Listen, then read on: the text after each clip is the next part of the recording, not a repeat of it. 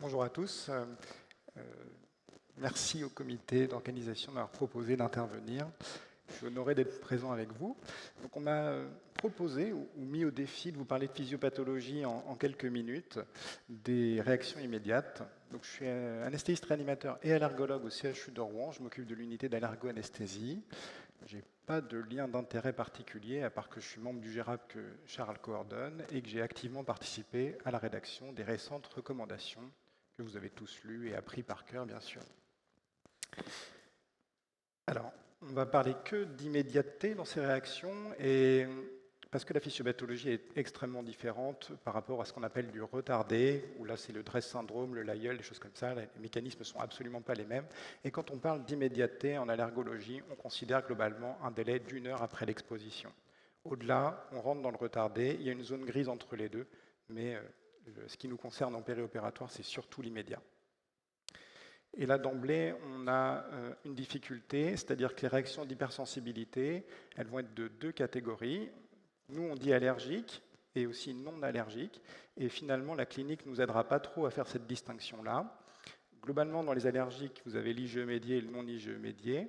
Et puis, dans le non-allergique, vous avez ce qui fait appel à l'histamine. Et par exemple, c'est le Redman syndrome avec la vancomycine, que vous connaissez bien, ou bien non histaminique. Et par exemple, ça va être les effets des anti-inflammatoires.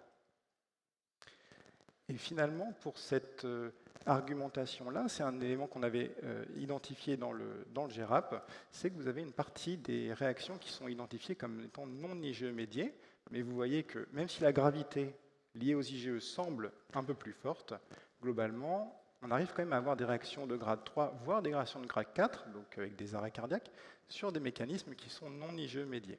Donc là, il y a bien une distinction de deux mécanismes qu'on va essayer d'expliquer.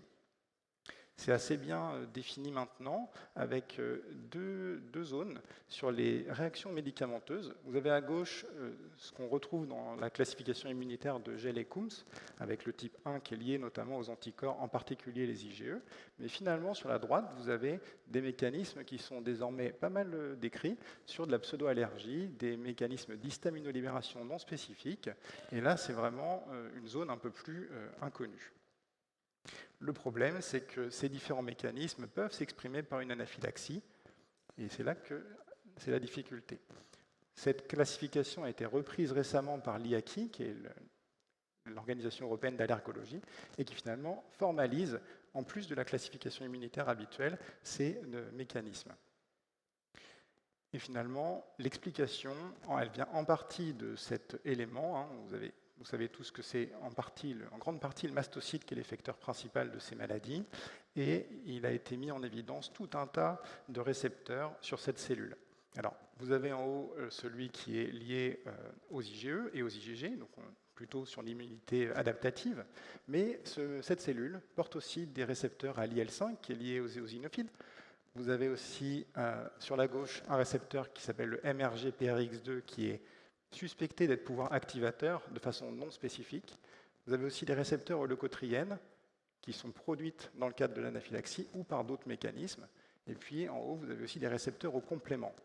Là où on ne sait pas trop, c'est quel est le pouvoir activateur de tous ces récepteurs-là, et finalement dans quelle mesure ils peuvent induire une activation de cette cellule. Globalement, sur un plan expérimental, il y a quand même des données pour dire qu'un certain nombre de produits sont pas mal identifiés pour pouvoir activer le mastocyte via ces mécanismes un peu accessoires, non spécifiques. Et par exemple, ça va être donc la vancomycine, qui est bien décrite, mais aussi les produits contrastiodés. Et puis, vous avez certains antibiotiques, type les fluoroquinolones, et puis certains curats, qui peuvent, de façon non spécifique, activer cette cellule. Globalement, si on s'intéresse à la voie, on va dire, classique, IgE dépendante, qui est la voie bien connue, le mécanisme est assez bien décrit. Vous avez une exposition à l'allergène qui est reconnue par des lymphocytes CD4 au moyen des TLR, sous l'effet d'un certain nombre d'hormones, notamment le TSLP et puis les interleukines 4 et 13. Ça conduit à une commutation des plasmocytes qui vont se mettre à produire des IgE spécifiques de ce produit, qui vont aller elles-mêmes se fixer sur un récepteur de haute affinité des mastocytes. Ça, c'est une phase de sensibilisation qui est cliniquement non symptomatique, qui dure quelques jours, on n'a pas trop le délai, et puis lors de la réintroduction de l'allergène, c'est là qu'il y a l'activation avec un pontage des 2 IgE.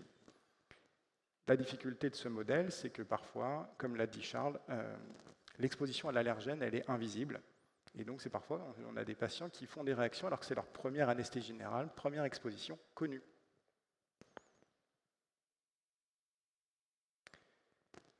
Et finalement, vous avez des modèles qui sous-tendent que ces doubles mécanismes d'activation du mastocyte vont pouvoir générer une dégranulation. Néanmoins, il semble que la voie IgE médiée, ou anticorps médiés en tout cas, entraîne une dégranulation plus forte, plus intense, que celle qui ne serait pas IgE médiée. Et donc c'est là qu'on retombe un petit peu sur les données qu'on avait trouvées dans le GRAP, à savoir que du non-IgE médié serait moins sévère, avec toutes les précautions qu'on peut prendre. Quand il s'active, le mastocyte, qu'est-ce qu'il libère? Il libère des médiateurs préformés, que sont l'histamine, en particulier la tryptase, du PAF, des leucotriènes, et aussi tout un tas de molécules chimiotactiques qui vont renforcer une réaction inflammatoire, attirer des éosinophiles, entre guillemets, entraîner une cascade inflammatoire. Là, vous avez des mastocytes en microscopie, et vous voyez bien que c'est une cellule qui est dédiée au stockage de ces molécules-là, et qui est dédiée à la dégranulation. Lorsqu'il est activé, vous voyez que c'est une cellule qui peut littéralement exploser et libérer de façon très intense tous ces médiateurs-là. La quantité d'histamine dans l'organisme, elle est extrêmement forte, et elle est globalement létale si tous les mastocytes la libèrent en même temps. Et vous voyez à quel point il y a un changement de conformation de ces cellules lorsqu'elles sont activées. Donc, quels sont les effets de ces hormones? En particulier l'histamine, elle a tout un tas d'effets avec ses récepteurs, notamment les récepteurs H1. Et puis, globalement, sur un plan cardiovasculaire, il y a une très forte intensité avec une perméabilité capillaire qui augmente, un effet cardiaque, un effet de vasodilatation, et puis aussi un effet cutané avec le développement d'urticaire, et puis aussi un effet de bronchoconstriction.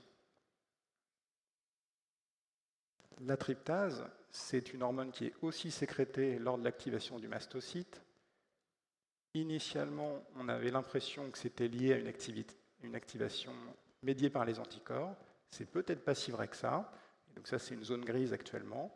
Néanmoins, l'effet physiologique de cette tryptase, il n'est pas très bien connu. Si elle participe à la pathologie, probablement qu'elle a un effet d'attraction d'autres cellules inflammatoires, et puis un effet de rétrocontrôle de la réaction. La difficulté vient que l'histamine est libérée de façon massive à une demi-vie très courte, de quelques minutes, là où la tryptase a une libération beaucoup plus lente et une demi-vie qui est plutôt de 1 à 2 heures.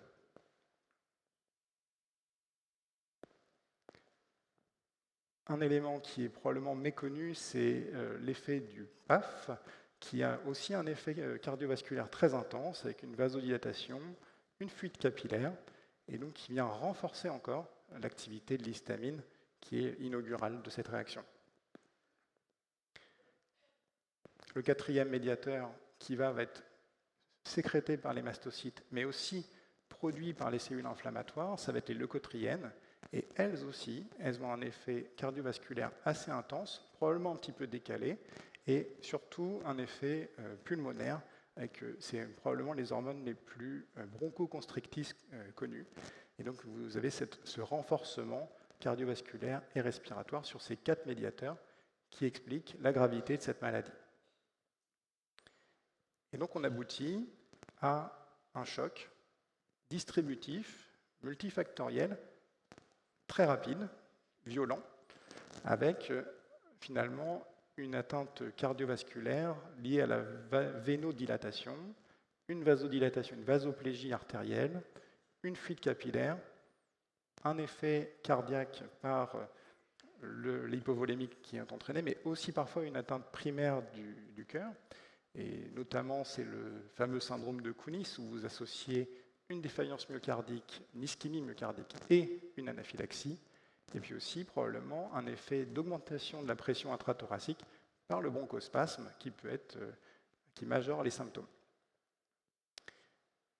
Sur un plan de modèles animaux, il y a quand même des éléments un petit peu surprenants, parce que globalement, vous avez ce choc distributif, mais étonnamment, on retrouve des surconsommations d'oxygène dans les muscles, là où, pour le coup, on s'attendrait à ce qu'il y ait une sorte de sauvegarde de ces tissus et une mise en anaérobiose automatique. Là, globalement, le muscle va consommer tout son oxygène très rapidement, et puis ensuite passer sur un plan ischémique. Et sur un plan cérébral, il y a des données qui renforcent ces éléments et qui ont plutôt tendance à dire que la dette cérébrale en oxygène lors d'une anaphylaxie est plus importante que l'hypotension pourrait le laisser penser, avec potentiellement une perte d'autorégulation cérébrale. Et c'est vrai qu'on a un certain nombre de patients, notamment les plus graves, qui ont parfois des évolutions neurologiques délétères, des décès, alors même qu'ils ont été réanimés de façon immédiate dans un bloc opératoire par des personnes entraînées, où là, globalement, on attendrait probablement des pronostics parfois plus bénéfiques. Donc, en conclusion, j'étais un peu plus rapide que prévu. En conclusion, ce qui me paraissait intéressant de vous signaler, c'était ces doubles mécanismes d'activation. Parce que finalement, c'est une conséquence pratique très importante. C'est-à-dire qu'à droite, vous avez l'activation immunitaire, médiée par les anticorps, et donc probablement récidivante lors de la réintroduction de l'allergène, ce qui nous fait régulièrement contre-indiquer de façon définitive tout un tas de produits. À gauche, vous avez une réactivation qui est plutôt non spécifique, dont les voies sont un petit peu inconnues, mais en pratique clinique, on a quand même l'impression de pouvoir réintroduire ces médicaments sous un format un peu différent, avec des précautions d'emploi. Par exemple, la vancomycine, si vous perfusez 1 gramme sur 15 minutes, vous avez expérimentalement un Redman syndrome. Si vous perfusez la même chose sur 2 heures, le patient, bien qu'il soit réexposé à la vancomycine, probablement qu'il ne va pas faire de réaction, sauf allergie, vrai. Et c'est vrai pour les produits contrastiodés, où on arrive à les réintroduire assez facilement. C'est vrai pour l'atracurium aussi. Donc finalement, la traduction clinique, c'est que d'un côté, vous avez des médicaments totalement contre-indiqués définitivement, et de l'autre côté, vous avez des médicaments autorisés avec des précautions d'emploi, éventuellement sous prémédication. Et c'est là que c'est intéressant pour le devenir des patients et leur prise en charge au bloc. Je vous remercie pour votre attention.